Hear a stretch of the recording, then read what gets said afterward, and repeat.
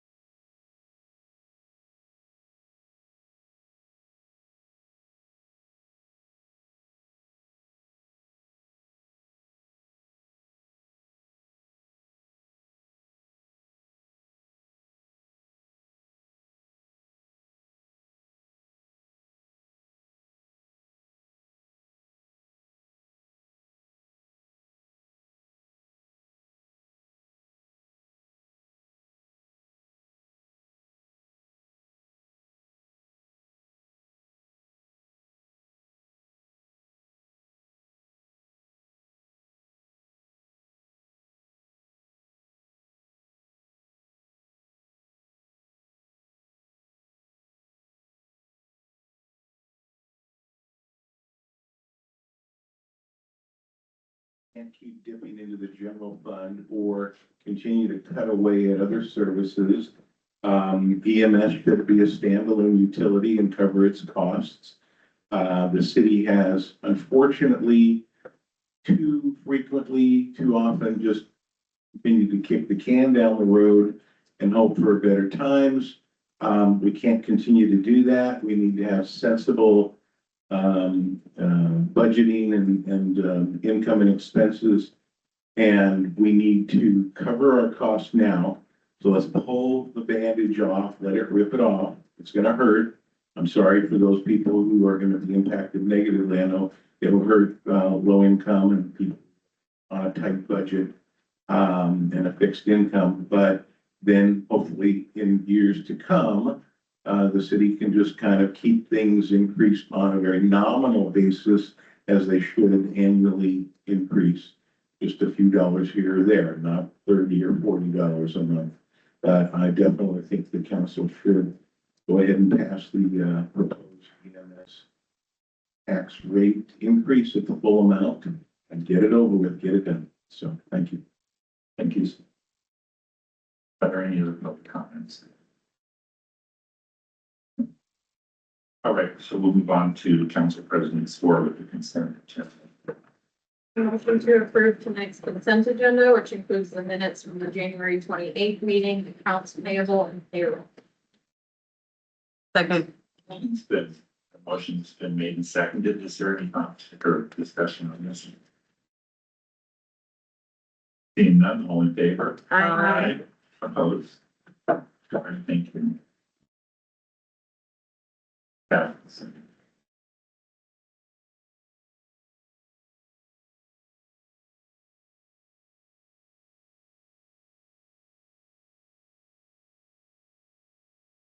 All right. For the mayor report, I just wanted to let you know, today I was at the AWC conference in Olympia where the mayor is CEO. It's kind of an eye opener, and I have lots of great ideas. I need to come back and talk over this in the council and Ruth. Yesterday was at the Port of Grace Harbor point in time. That's a business park, and Council President Swirl was there also representing the city, and our port's doing great things and always been doing great things. They're doing a great job.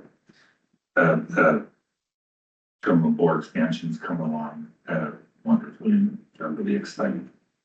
And then yesterday I was at the Grace Harbor Transit Board, and I'm on that board. So we're right now going through all of our policies and a few at each meeting, and one of them was our code of conduct, and we're going to come through the city here because it deals with the city also. So it's just a process that they do every month. We review a few ordinances or policies and see what needs to be adjusted. That's all I have for my report. Council reports, and start off with our student representative. All right. Over the past weekend, Aberdeen High School cheer placed third at state, beating a national champion team. Not only did we beat a national champion cheer team, we also scored 82.3, which is the highest Aberdeen High School cheer has ever scored. And that places us 11 points behind the current world champions. Also, we are sending over 20 students to sing at the Washington Music Educators Conference Choir Concert, which only features 3 to 4 Washington schools. And on Monday, the 16th, I'll be attending the Jostens Leadership Conference at Aberdeen High School, where schools from all over the state plan to attend this conference. Great, thank you. Are there any other council reports? Councilperson Renzi. I took part in the real estate committee. I also attended the. Let me get this out. Right. You speak a little quick because your mic.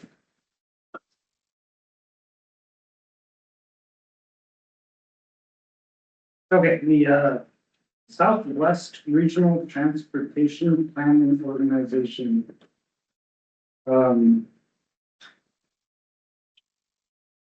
That was it. I don't have too much to report about it.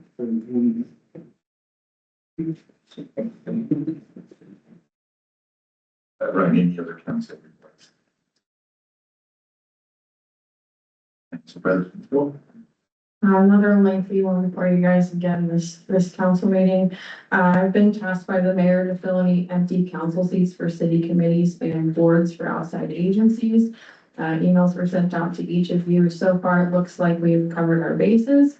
I'm still just looking for someone to step up for the Parks Board. If that's something you're interested in, please come chat with me after the meeting. I did attend the Parks Board meeting just last week. So far, good things for this year. We've repaired fences at Finch Park.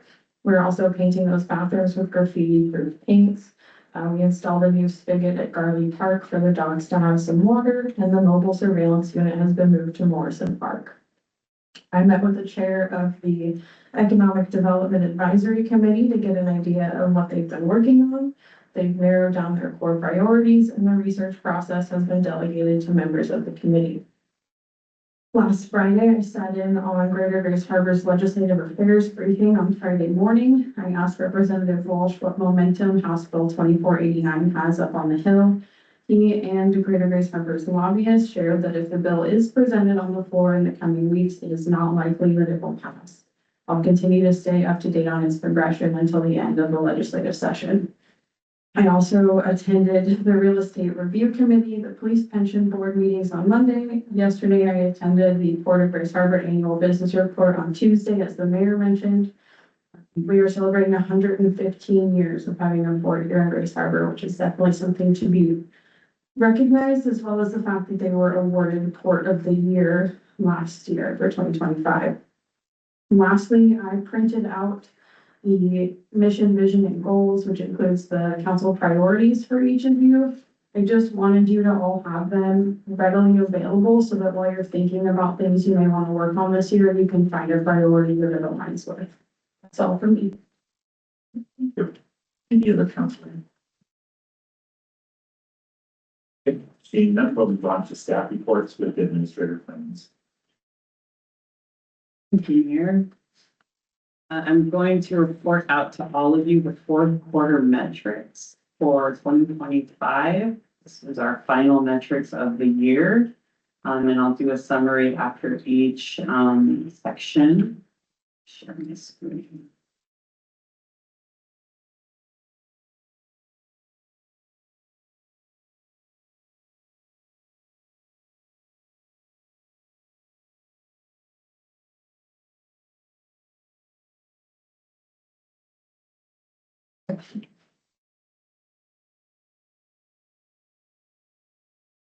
So again, this is for the fourth quarters. I'd like to thank staff for providing me these metrics. And I'll start off by, like I usually do, by going over the city's mission, which is to serve with transparency and integrity, provide dependable services and public safety, to honor our history and be stewards of our natural, cultural, and economic resources. Our vision for the city of Aberdeen, as created by all of you, is as the metropolitan hub for the coastal region. Aberdeen is a happy, safe, healthy, thriving community with clean air and beautiful spaces where people want to live, work, and play. The council identified 6 areas that we worked out of, and that was workforce engagement and development, vibrant, safe, and healthy communities, fiscal responsibility, economic development, infrastructure investment, and communication and outreach. Thank you to Council President Swore for giving you the vision, mission, and the goals that were created. That's what all of these are based off of. And so the first section that we work with is workforce engagement and outreach. For the fourth quarter, we met safety meetings and training, our monthly and quarterly schedules, and we also increased compliance for necessary training. Both of those goals were met. Staff attended, so a summary of this last year. Staff attended all types of training in 2025 to enrich their skills and ensure that we're meeting industry standards with our organizational practices. That's very important for us to make sure that we know what's going on, not only from a practice perspective, but also from a legal perspective to understand if any laws have changed. Staff have done a great job attending required trainings. Due to the budget, there are still restrictions in place for the types of training staff can attend. One of those types of restrictions is any out-of-state training are not allowed this year. We'll be implementing a succession planning program. HR Director Danny Smith will be working that will include a mentorship program. So as we have more and more staff that are retiring, we will allow those staff members to kind of work one-on-one with other staff members who may be interested in pursuing a career in their particular field. Vibrant, safe, and healthy community is our next area of focus. That involves economic development, neighborhood connections, public safety, and revitalization. We had 300, our goal was to do 300 business inspections. That was a particular goal for the fire department. That goal was not met this year. We only were able to do about 108. And I'll give you the reason why when I do the summary wrap up. An increase, we also wanted to see an increase of residents served through our parks and recreation programming, a slight decrease in the fourth quarter. We had an increase in women's sports at the beginning of the year, and so around the fourth quarter, things started to drop off. I don't know, started to drop off or remain the same. Our cornhole leagues kind of remain the same. We did include a new league, wooden bat softball league. So that had about 5 teams. So hopefully this next year that also will gain some increased interest from the community. Public safety, one of the metrics was to maintain the highest offense clearance rate in Grace Harbor. We had the new data for this information will be available on July 1st. We also wanted to see an increase in DUI and drug enforcement. For the fourth quarter, we had 122 DUI arrests as well as 29 drug arrests, and the percentage of speed radar signs that reduce the average vehicle speed. We are meeting that goal. I think I had also stated that we will be installing a new radar sign in Cosmopolis, as well as repairing signs, replacing signs if we haven't already replaced them over on East Street. There were some signs that weren't functioning correctly, so we replaced those as well.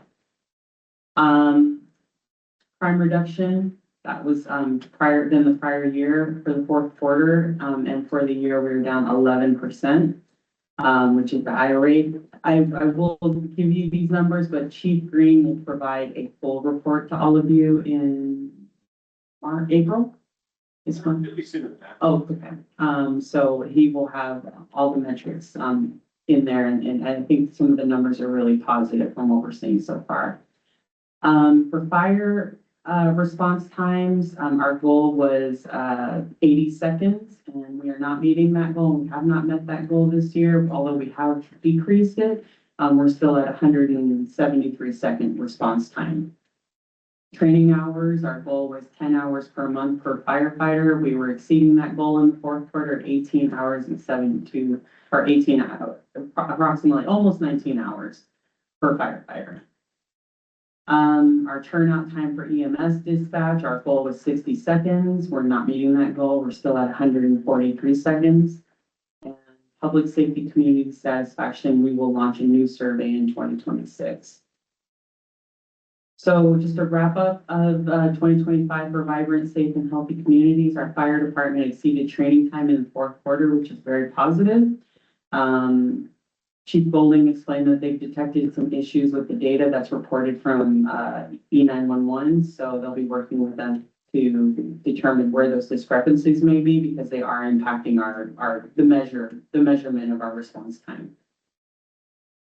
The fire department also did not meet its inspection rates. The goal was 300, and we were able to complete 108. And this is due to training, and we also provide classes for services. So in 2026, Chief Bowling reassured me that there will be a focus on inspections.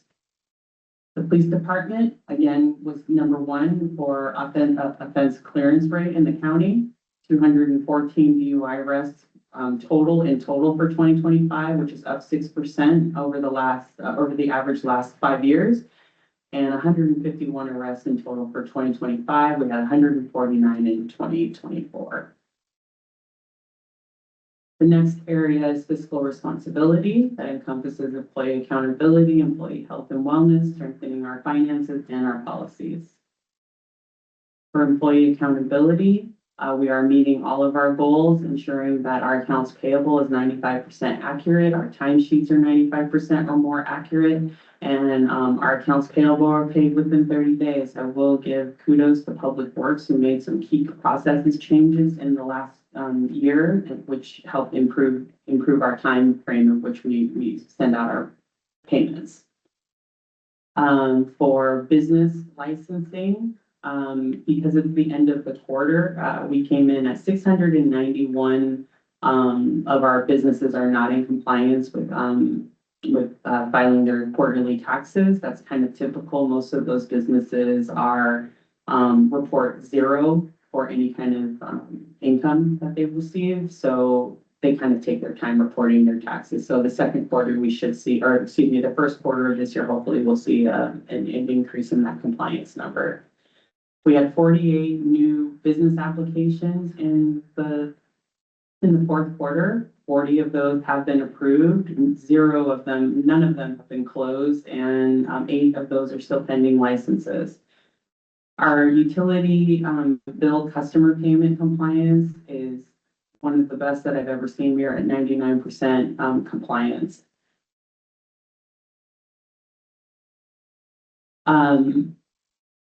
Processing our EMS bills within 3 weeks of an incident, we're exceeding that goal at 10 days. Increase our leverage funding per year. We continue to lobby for levy funding and any kind of funding, and working with our legislators to ensure that our projects are going to continue to be funded. And increase the number of grant applications. It was stated in the third quarter that the Parks Department would be applying for the T-Mobile grant for North End Park improvements, and I discovered that the T-Mobile grant had not been applied for. That is a grant that's open quarterly, so my hope is that we'll apply for that at the next quarterly opening. The next area of focus is economic development. When it comes to permits, we issued, community development issued 315 permits. 10 of them are ready for payment, meaning that they're still waiting on people to pay for them. We completed 11 permits were issued. 6 of them were applicant delayed, projects delayed with other partners for review were free and ready for payment within 30 days are 14. So they have done a really good job getting the permits out as quickly as possible.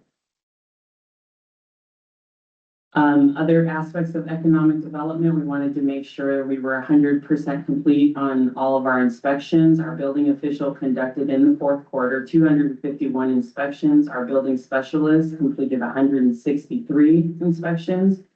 She also completed 66 rental program inspections, and our electrical team completed 261 inspections. The summary for this aspect of economic development was that our goals were met or exceeded in most of these areas. We issued over 1,500 permits in under 30 days for the year. We also conducted over 1,500 inspections just by the building official alone. 199 rental properties were inspected this last year, and our electrical team conducted nearly 1,400 electrical inspections. Those are great numbers from such a small team and from such a small city like ourselves. The next area was infrastructure investment. We wanted to make sure that we're investing in our infrastructure. Our GIS data, we are meeting the goal of the field crew inputting any kind of GIS information within 30 days. Our catch basin inspections, we did not meet the goal in the fourth quarter because the Vector truck was out of service for 2 months. Again, that's also includes not only the inspection of those catch basins, but also the cleaning of those catch basins. Our outfall inspection and maintenance and our illicit discharge detection and elimination, all of those goals were met. When it comes to hydrant, we met all of these goals. That's hydrant flushing, valve exercising, updating our sewer system on GIS, compliance with MPDES discharge permits, and with whether it's normal average flow or high flow, we met those goals all around. Big kudos to the Public Works team. Investing in and replacing and repairing street-related infrastructure, we've met all of our goals. We met our goals for the fourth quarter with our street sweeper back in action, but overall over the year, because it was out for about 3 months, we won't be meeting that goal. Small mainline replacement, 750 lineal feet, we replaced that. Water leaks, 100% repaired those within 24 hours.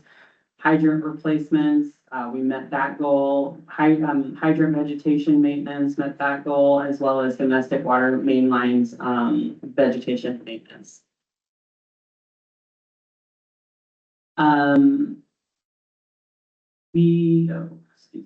We also met the goal of replacing our valves annually, any mainline blockages, broken sewer lines, lineal feet of sewer pipe replacement. We aimed for 200, we exceeded that. And then manhole inspections, we've met that goal as well. So this year, our goals were met early on in the year, spring and summer, the seasons, we tend to get a lot of work done because of the drier weather. Our streets, like I had stated, our street sweeper hours were not met for the year because it was out of service for 3 months. As well as the annual goal for catch basin inspection and cleaning, because the Vector was out of service for the last quarter. But our public works crew met their goal of replacing 200 lineal feet of sewer main line, and they replaced 1,500.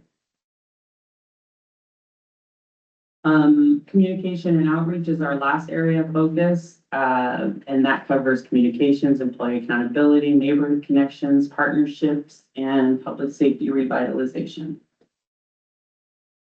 Citizen action request, thanks to the leadership of Rick Sanger and the changes that they made there, they now have been meeting the goal, which was a different tune from the first quarter. So they send out letters within the first 5 days, and they log it, and they are able to get community issues resolved immediately. Increased youth participation in Aberdeen government. In 2026, we do have a new student council member. So we did work through the process, I think, with the help of Council President Swore. I think we've improved the process now that we now have a process down for next year so that we can get that done more immediately. Increased participation in adult sports. Co-ed volleyball. Again, we introduced the wooden bat softball sport. We had 5 teams. 5 teams joined that league. But we were down a team with co-ed volleyball, and cornhole and 4-on-4 basketball remain the same. Community education on how to hold an event. We will include that in Civics Academy. So the Civics Academy was created sometime in the fourth quarter. So that will be something that we realized in 2026. And increased sports programming for teens and seniors. For the fourth quarter, that was not met. Partnerships and revitalizations. Revitalization, increase the total maintenance labor hours for parks and through volunteerism. I think we still struggle in this area when it comes to like that particular goal. So I hope for 2026 I'll revisit this. But really the only volunteerism that we had in the fourth quarter were the holiday Christmas baskets. We also wanted to increase the number of requests for business donations and sponsorships. We did not meet that goal, not only in the fourth quarter, but also in the third quarter. And we also wanted to increase the number of festivals and events. In the fourth quarter, we really overall only had 2 events in the fourth quarter. So a measurement was to increase the number of festivals. So in the fourth quarter, we had the Halloween Spooktacular and Winterfest. And Winterfest kind of encompassed a lot of different activities that include the tree lighting at Celestial Park, the trolley ride, the holiday markets, the breakfast with Santa, and the gingerbread house competition. Chief Green also told me of a couple events that the police department held, which was Shop with the Cop and the Giving Tree. So for 2025, again, changes to citizen action requests resulted in positive changes and more accountability. There were really no changes to volunteer opportunities, so I think there is an opportunity in 2026 to revisit that and see how we can improve that particular metric. The New Wood Softball League, most sports had the same numbers as last year, so I will work with the Parks Department to determine if there's a way that we can get more engagement with the community and more participation in 2026. This is our second year of having a student council representative. We've actually expanded it now, so we have an alternate who's also present at student council meetings. And then committee volunteerism this year also increased tremendously with the inclusion of new committees like the Utility Rate Advisory Committee and the Economic Development Advisory Committee. So my overall thoughts for 2025 was that it was a very productive year for operations. We had excellent growth. Police had excellent numbers under DUI and drug arrests. Public works, sidewalk implementation and process improvements, and overall, I've heard from many of the public works employees that morale is up and they're very pleased with how things are going, which I think is a testament to Rick Sanger's leadership. HR, she is a team of one and our staffing needs have been met. She's very attentive to what staff need. She ensures that they get the training they need. So kudos to Director Smith for the hard work that she puts in and day out. Our finance and business licensing, we're very fortunate to have Katie Williamson on board, who's kind of took the job and ran with it. And she's implemented so many improvements already. Improvements that hold employees accountable, but also hold our businesses accountable when it comes to their taxes. Our fire department has made important changes and they will be making additional important changes in 2026 to meet their goals. And then our Parks Department has made great contributions to community engagement. And look forward to more changes coming up in 2026. Community development had a milestone year. I believe that Director Scott reported out on the numbers, the financial numbers that came out, and she's just made some key hires that have really changed the way that things are done around the city and the way that we're addressing things through code enforcement. And I've just heard a lot of really positive statements, including several at a consortium that I attended with other cities and organizations from around Grace Harbor that gave kudos to and said that Aberdeen is the best city to work with when it comes to the permitting process, when it comes to any new developments. That's very, very positive. We've really turned the corner that way thanks to Director Scott's leadership. And she's improved a lot of processes and made things easier for the community to submit and apply for permits. I hope that these metrics are helpful for all of you and that they help you and the community connect how we use our tax dollars and the outcomes that they provide. I would say that staff overall performance was excellent through this exercise. And it also helps us identify the areas where we do need improvement. So I'm looking forward to any feedback that you might have. So just a reminder that for 2027, we will be developing new metrics as part of the new strategic plan that all of you will be revisiting then as well. I would like to include more metrics on parks, economic development, park volunteerism, and code enforcement, and possibly homelessness if the city wants to entertain that, that topic again. But that's something to think about in 2027. I would love to use the town halls that we have or that we plan to have in 2026 and the survey, the community satisfaction survey that we plan to submit or to launch within the community to see what people care about and what they think we should be measuring. And one thing that I had to be really careful about when it came to these metrics was I had to be careful not to let the metrics completely determine our operational outcomes and the way that the city is run. They are very good to use. They really do help connect people to actual outcomes. But, I was really careful not to base all of our operational procedures on that. So I just want to say thank you. This was a successful year for all of us, thanks to your support in working with us. And I really enjoyed, I know these presentations are pretty dry, but they are important to report out, and I hope that you got value from it just as much as we did in tracking all of this information. So I'm open to taking any questions you might have. I just have two more things to report out. The AWC conference is June 23rd through the 26th. I did reserve 3 rooms. So one room is for the mayor, and I have 2 spaces available for any council members who may want to attend. It's a lot of cities attended. It's very important. They give a lot of important information and training there for all of you elected officials. So it is a good way to make connections and to learn what other cities are doing and how they're solving problems. Maybe there's something that we could learn from them. So again, I'll let Council President Swore kind of determine how to, who wants to go, work with all of you. And then lastly, we had our first Civics Academy class this last Thursday, and it was excellent. What a great group of people. They were engaged. It was fun, and they learned a lot. And they got a little taste of what it's like to manage a city.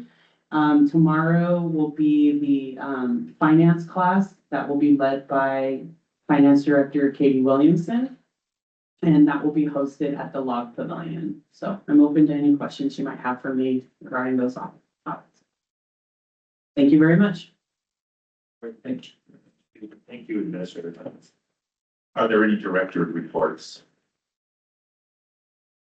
Nick, further. Actually, I'll give a quick update on our projects for over the year. Thanks.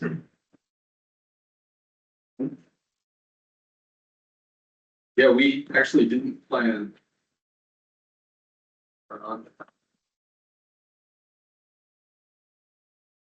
All right, we didn't plan on, going, a recap of 25 and then launching into what 26 looks like, but it's a great opportunity to dive into that. So, share screen here real quick.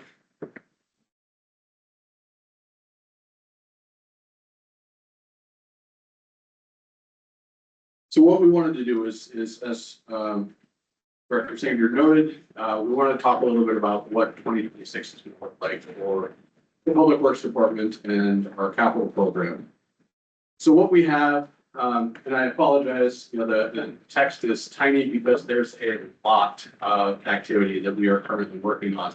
I do have handouts for the council members. What you're seeing on the screen right now is a list of all of our projects that we're using to kind of track what is happening, where we're at, and where we're intending to go. So in your packet that you do have, there's actually a full-size one on the back, so you don't have to strain your eyes if you might go all the way back there. I had kicked around the idea of going through every single one of these projects, but I thought that you guys would like to go home sometime tonight. So we're not going to do that. We're going to hit kind of the high points here. But in general, in looking at this, you can see, we've color coded it in 3 different categories. We have plannings and studies. Those are shown in light blue. We have pre-construction activity, which is, preliminary design, right-of-way acquisition, permitting, that sort of stuff that leads us into construction. That's shown in pink. And then we have construction activities that are shown in green. There's a number of advertisement windows that we're also identifying that we need to make sure that we're hitting. So that at that stage, likely there's going to be an award that's going to be coming back to for council. So this is more of just a general awareness. Part of what you may or may not realize is the amount of dollars that we're spending on capital projects. And so this is just a quick little snapshot of the 2026 budget, specifically relating to the capital projects that we're facilitating. So right now we have $35.66 million allocated to these capital projects, and that's for 2026 alone. Next year is projected to be significantly more. There's a little distribution here where the majority of our spending is in the arterial streets program. That is, the bigger projects, the rail separation, the bridge, the US 101 safety improvement project. So there's a number of transportation elements that are baked into 105, but you'll also see, there's spent at plant and for other various, wastewater projects, approximately $5 million allocated, in the water fund and a little over 5.75 million allocated in the stormwater fund. I want to note that there is a chunk, roughly a little over $1 million that is allocated in the 105 fund that is being transferred from the Transportation Benefit District Fund. This is where it kind of gets interesting though, is when you look at the sources. The light bulb turned on for me the other day, when we put this together, that right now, when you look at that $35.66 million, that's a lot of money that we're spending. When we talk about the actual, city revenues or city dollars that are being spent on that, roughly at 6.8 million, or under 20% of that total allocation. There is, quite a bit of debt service that is baked into this. That is roughly 27% or 9.5 million. But the one thing that really stood out was there's over $19 million in grants that we're responsible for. One of the challenges associated with that much money in grants is, there's 17 different, grant loan or external funding agreements that we're responsible for. Every single month, we're requesting reimbursements. There's an expectation of, progress reporting that goes along with every single one of those. So there's a lot of lifting that goes on behind the scenes that isn't exciting, isn't sexy, but at the end of the day, it's providing a massive benefit to the community to the tune of almost $20 million and external money that we're bringing in and executing improvements in Aberdeen with. As far as the big elements in 2026, we have three big projects that you see in the budget when we talk about dollars, and everybody's aware of the rail separation. The wastewater treatment critical improvements project is another very big project. That's a project that nobody sees, nobody hears about, but it's necessary to improve our wastewater treatment plant. We have a couple other projects that are coming on the tail of that as well. So unfortunately, the operators are going to see, another probably 3 to 4 more years of construction activity at the plant. Farragut Pump Station, which we'll be talking a little bit about tonight, that's the other big project. One thing to note. What I did include in the previous slide, as it relates to grants, last Thursday, we actually secured another $1.6 million for the Farragut Pump Station. And so, presuming that there's no major substantive changes, we will be able to facilitate the Farragut Pump Station improvement project without any debt service, without any capital expenditures, from the city. So it will be 100% grant funded. So we're pretty excited about that. The top 4 projects as it relates to effort, and I thought it was very important to differentiate budget and effort. We have external support, but in some cases, like our US 101 Safety Improvement Project, we are internalizing 100% of the construction management. Some of you may have heard, about the frustration we had last year with the amount of money that we were spending to provide external support and still having to provide a lot of the legwork on our end. We just decided we're going to do it this year. And so that project is going to have probably a couple thousand man hours that's going to go into facilitating the construction management, as well as you guys have probably seen the teams out there already relocating water lines where new concrete is going to be going. So, Mike and the water team have been out there for the last couple of weeks. We expect they're going to be out there for probably 3 or 4 more weeks to get to a point to where the contractor can start and then we can go ahead and start rocking and rolling. That project we are hoping to bring to council to award at the next council meeting. Pioneer Turf Field 3 is another one that is almost 100% internalized. The engineering team is facilitating the design. The operations team is going to be doing probably 90% of the construction activities. So again, our guys are really excited about the opportunity to go create, the first turf field in Aberdeen. So we're really looking forward to that, but it is a big, pretty big lift. And then the other two big ones from an effort standpoint is getting the rail separation and the bridge, North Aberdeen Bridge across the finish line so that we can advertise towards the tail end of the year. One of the things that I really wanted to point out, though, as it relates to our workflow is this chart. And I apologize, I'm a numbers nerd. I look at this stuff and I get a kick out of it. And this tells me a story. So let me just a quick summarize, what we have going on here. The blue lines are the planning projects, per month. The red lines are the pre-construction activities per month.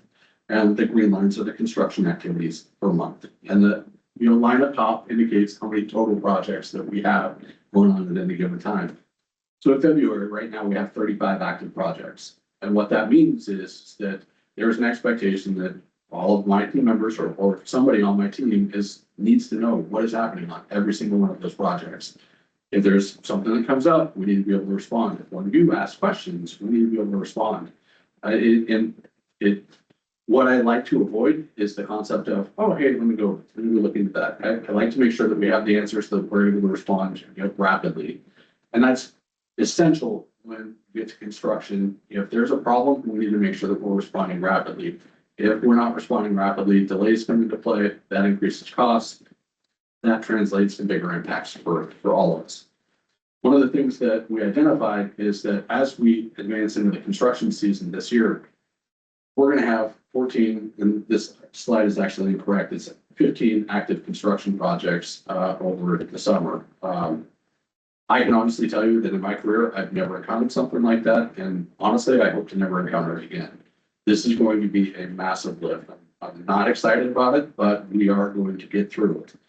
So, but it's important to kind of raise the awareness that where we're at is where we're at. And we're going to continue putting one group in front of us and, get across the finish line. That is the desired goal. You'll see that the total number of projects starts to die down towards the end of the year.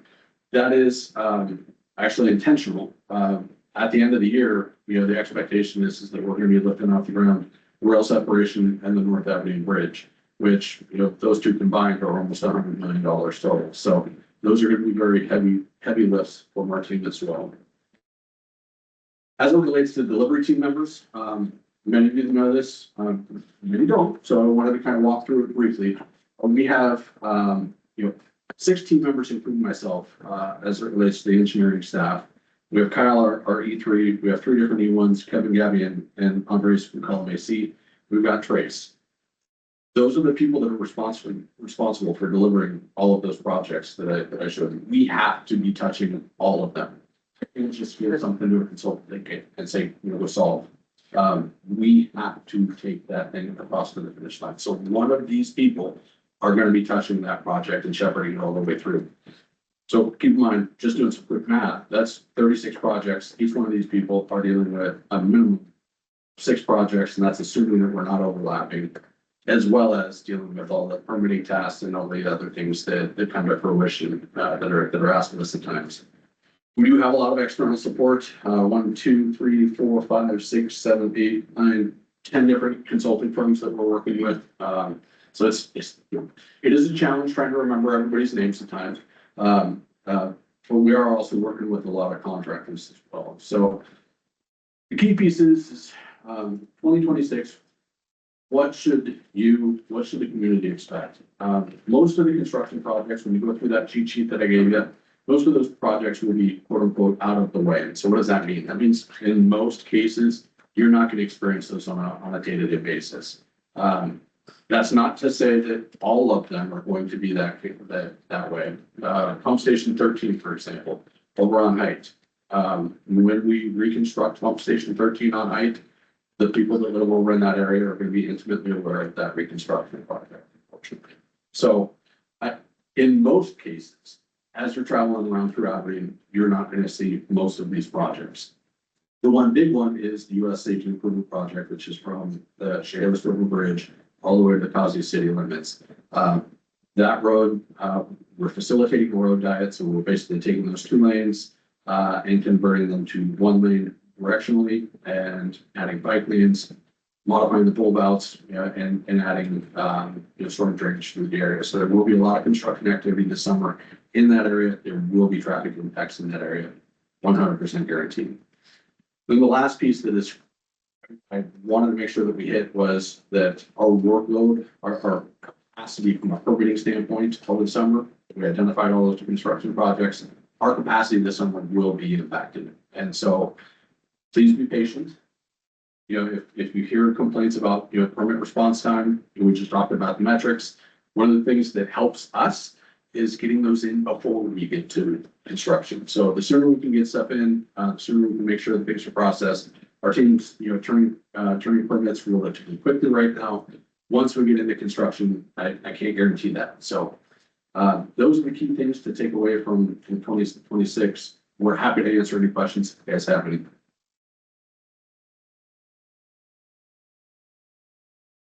Sure, is the rail separation project and the Southwest Street corridor, are those both going to be done at the same time? The Southwest border, where are you thinking? I mean, the one between the bridge and Causey. No, so that 101 project, that safety improvement project, we're starting hopefully here in the next month and a half. So it'll be done by the end of the year. It'll be done by the end of the year. And the rail separation, we're hoping to start and break ground early next year. And the same with the bridge. So unfortunately, those two are gonna happen at the same time. The others? Ready, thank you guys for your time. Thank you. Thanks for the great job you guys are doing this.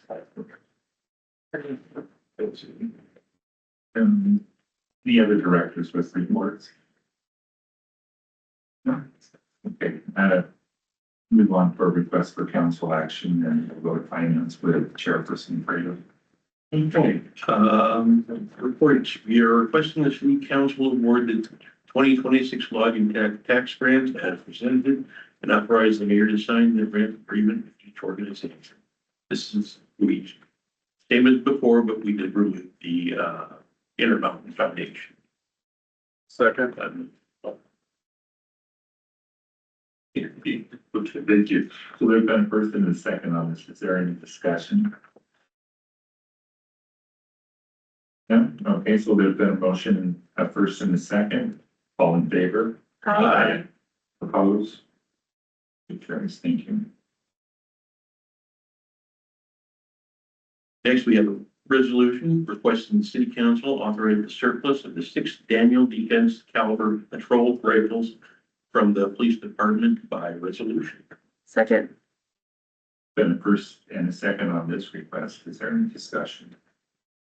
Yeah. Yeah.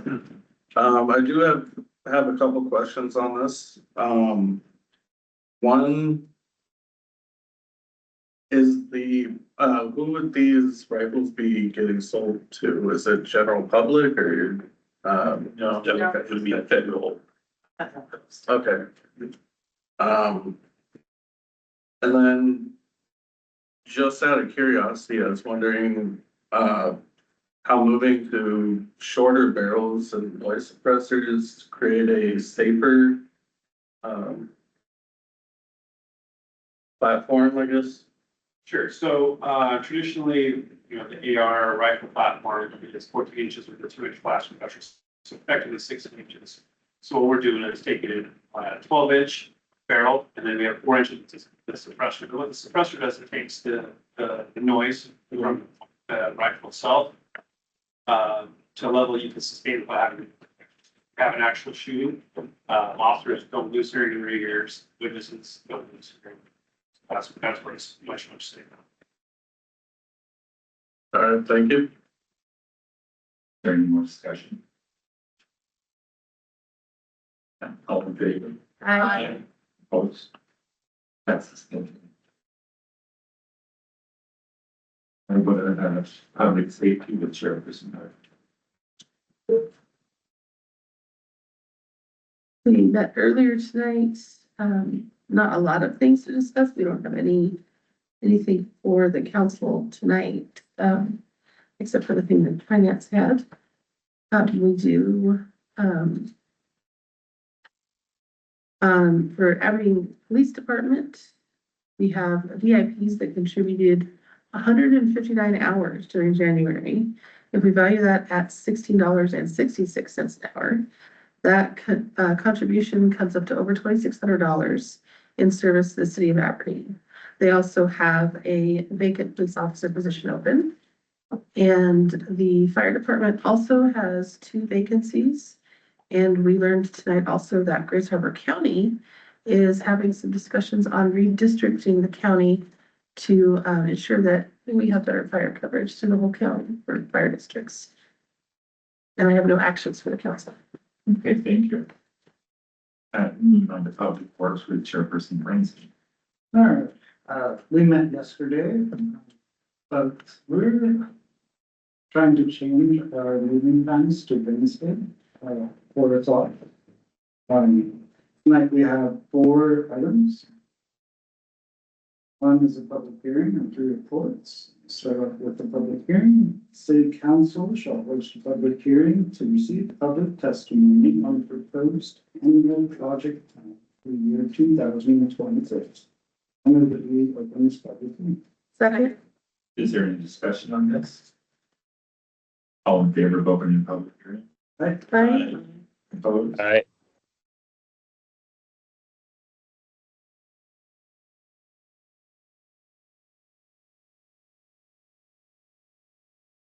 Seeing none, I move that we close the public hearing. thank you. Second. Been first and second, all in favor? Aye. Opposed? Aye. Public hearing is now closed. All right, we have 3 requests. First one is requesting city council to authorize the mayor to execute the HPV grant agreement for Fairview Reservoir Number 1 stabilization project. Once formally received, I move that we accept this report. Second. Thank you. It's been moved and seconded. Is there any discussion on this? Favor of authorizing the mayor to execute the HPV grant agreement for Fairview Reservoir Number 1 stabilized project. If I'm Aye. Right? opposed. This passes. Thank you. The second report is requesting the city council to award the Farragut Street construction contract to Robbins Incorporated. I move that we accept this report. Second. Is there any discussion on this? Seeing none, all in favor of requesting council to award the Fairview Street construction project to Robbins Incorporated, say aye. Aye. Opposed? This passes. Thank you. Thank you. Our third item is requesting city council issue a temporary stay on Grace Harbor Transit, paying permissive use permit fees associated with improving public facilities within the city's right until the fee schedule is up. Second. Is there any discussion on this now? I believe the fee is $160, so it's not like it's a huge amount.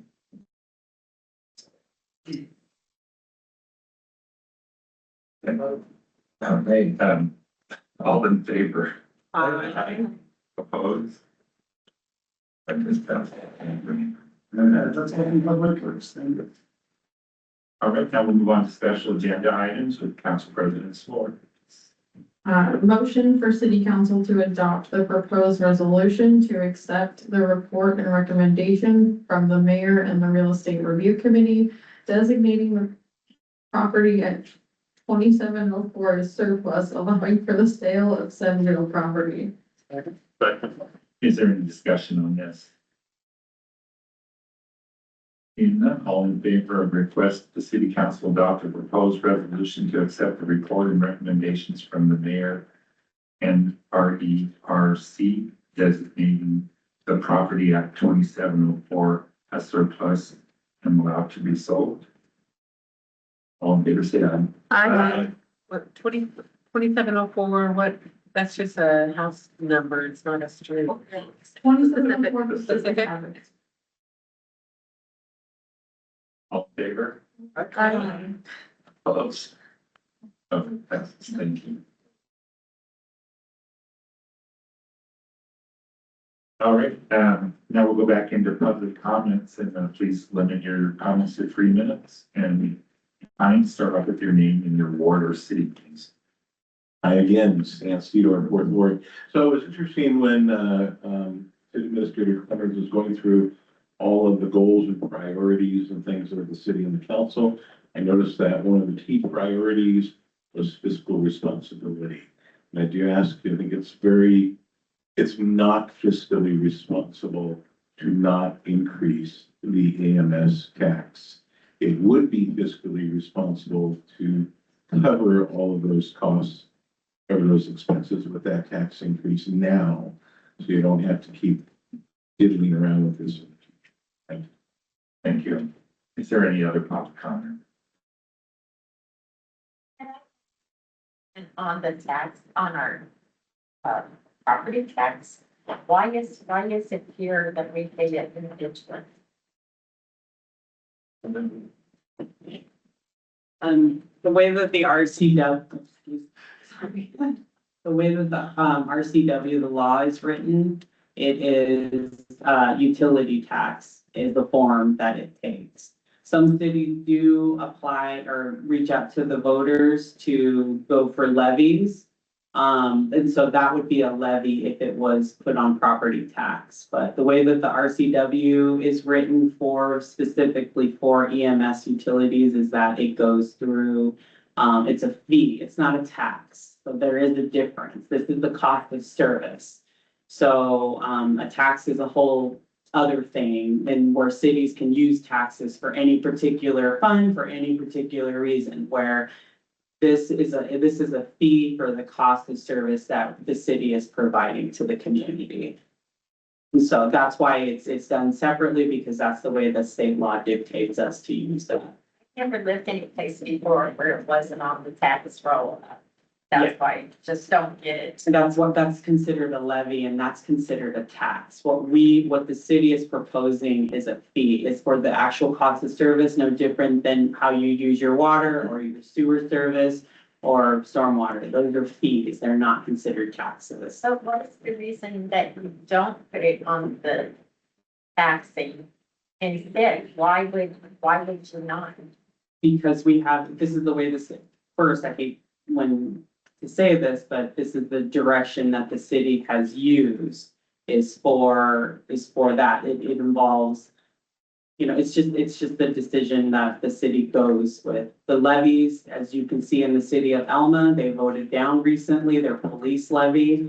Levies get voted down very frequently. And so if the city has the opportunity to use this as a tool, it will use it because it is allowed by state law.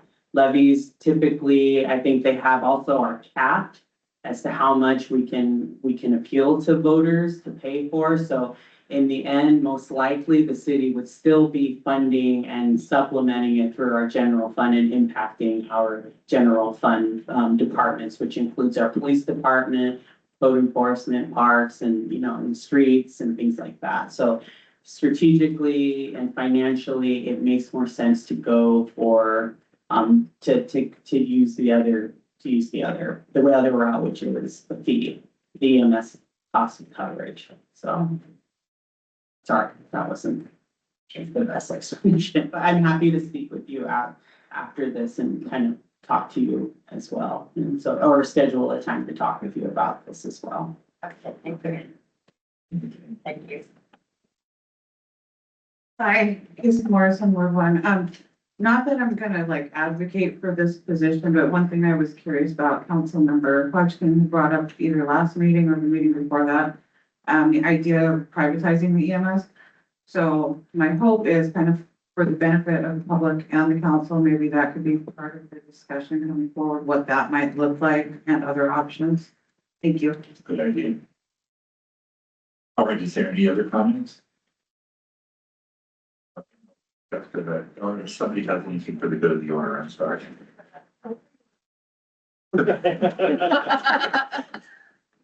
All I would say for the good of the order is that the first year I joined council, I attended the AWC conference, and it was very eye-opening, and it really kind of helped me get the ground underneath my feet and learn a lot more about municipal operations that are not just revolving around the city of Aberdeen. So I'll send an email to all of you about more about that, and you can let me know if you're interested. Yeah, it's a great opportunity to meet other people doing the same thing. Yeah. And that's how they do it. To be the first one that got to carry the Aberdeen flag in many years was pretty cool. Yeah, in Spokane. I cannot do that many conferences this summer. All right, is there? I'll accept the motion. Motion to adjourn? Second. All right, all in favor? Right. But thank you guys for taking the time out of your day to come.